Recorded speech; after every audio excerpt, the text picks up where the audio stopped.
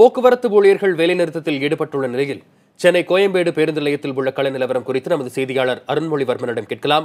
அருண்மொழி, சென்னையின் மிகப்பெரிய பேருந்து நிலையமான கோயம்பேட்டில் தற்போதைய நிலவரம் என்ன? தனியார் பேருந்துகள் மற்றும் அரசு பேருந்துகள் பாதுகாப்பாக இயக்கப்படுகின்றனவா?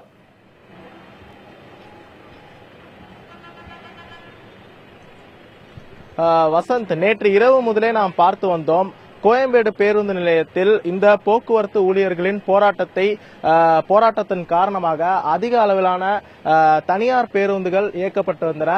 இங்கு மாநகர போக்குவரத்து பேருந்துகள் செல்லும் இடத்திலும் சரி, புறநகர் பேருந்துகள் இயங்கும் இடத்திலும் சரி அதிக அளவிலான தனியார் பேருந்துகள் இயக்கப்பட்டு வந்தன.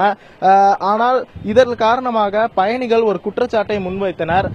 இந்த சூழ்நிலையை பயன்படுத்திக் கொண்டு அவர்கள் அதிக அளவிலான கட்டணத்தை வசூலிப்பதாகவும், தாங்கள் வேறு வழி இல்லாமல் அதிக அளவில் பணத்தை செலவு பண்ணி பயணிக்க வேண்டியுள்ள ஒரு நிலைக்கு தாங்கள் தள்ளப்பட்டுள்ளதாக அவர்கள் வருத்தம் தெரிவித்தனர். தற்போது இங்கு வழக்கமாக மாநகர பேருந்து நிற்கும் இடத்தில்தான் நாம் இருக்கிறோம். இங்கு எப்போதும் பார்த்தோமானால் அதிக அளவிலான மாநகர பேருந்துகள் நிற்கும்.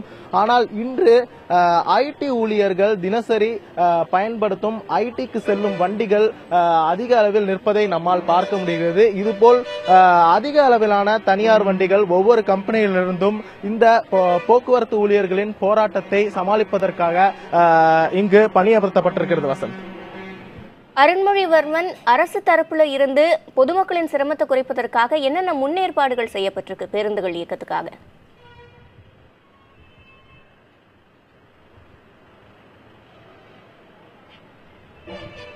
அரசு தரப்புல இருந்து பார்த்தோம்னா, இன்று காலை பல்லவன் பணிமனைய ஆய்வு செய்த விஜயபாஸ்கர் நம்மிடையே பேசும்போது இந்த சூழ்நிலையை சமாளிப்பதற்காக அதிக அளவிலான தனியார் பேருந்துகள் இயக்கப்படுவதோடு முன்னாடியே ஓய்வு பெற்ற பேருந்து ஓட்டுநர்கள் மற்றும் போலீஸ் காவல்துறையினர்ல இந்த போன்ற பேருந்து ஓட்டுநர்கள் என்று பல வழிகளில் இதுக்கான முயற்சிகள் எடுத்திருப்பதாகவும், அதிக அளவிலான சிறப்பு ரயில்கள் மற்றும் மின்சார ரயில்களும் இயக்கப்படுவதாக அவர் குறிப்பிட்டிருந்தார்.